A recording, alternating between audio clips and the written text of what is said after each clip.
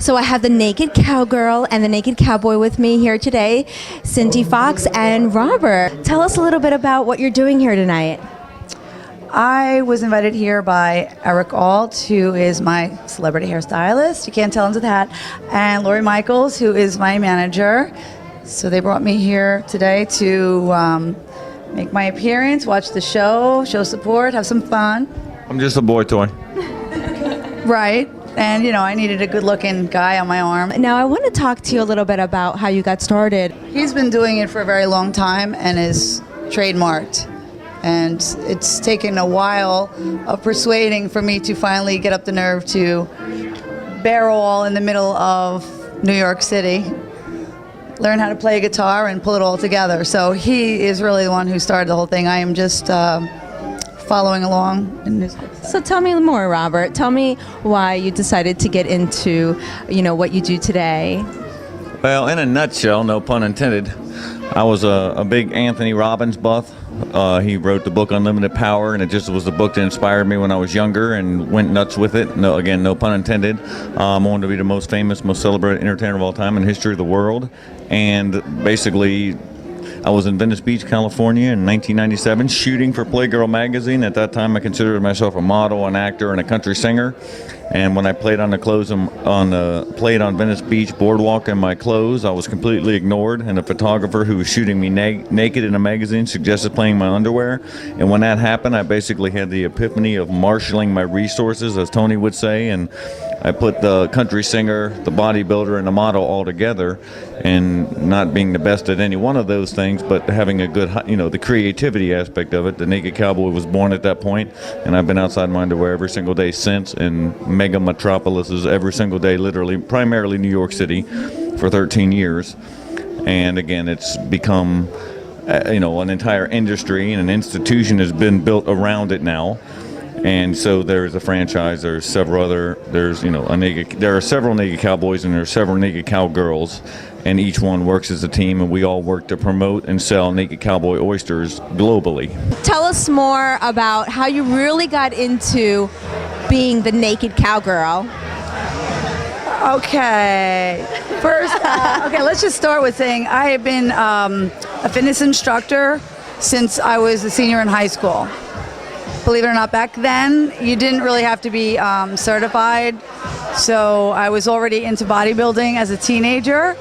So I was able to get hired in high school, my senior year, teaching aerobics and working in the weight room. And it was just something I just completely loved because I was a gymnast when I was a kid. So it was the closest thing to that, I guess, that I could do. So I pursued that, and I figured, well, I need a full-time job or something. And I didn't really plan for college. And then I said, well, I guess I could be a gym teacher. That's kind of in that area. And I started school on and off.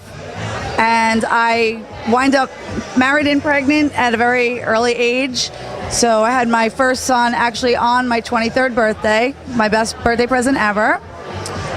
So I just put school off a little bit, but then, I picked it back up. And anyway, fast forward, it just kept taking a long time. And then I had my second child, my daughter. I continued doing the training and teaching classes and going to school with the two kids. So finally I was done and I'm back in school full time and Third one. My younger son, which my life would not be what it is today. I think I firmly believe that everything happens for a reason, and everything is a learning lesson. And I think, unfortunately, we don't always learn right away from things that we do or our supposed mistakes. But it takes a little while, and eventually you finally, the light bulb goes off and you're like, oh my God, finally I realize what's going on here. And if all that didn't happen, I wouldn't be where I am right now. So it seems like a lifetime ago, because after my third child, I became separated and found myself now with a part-time aerobics job, 3 kids. Incredible. How do you balance all of this? Well, there's a lot to be said about sometimes you just do what you have to do when you don't have a choice. You just somehow you find and do what you have to do. But my workouts have been really my savior.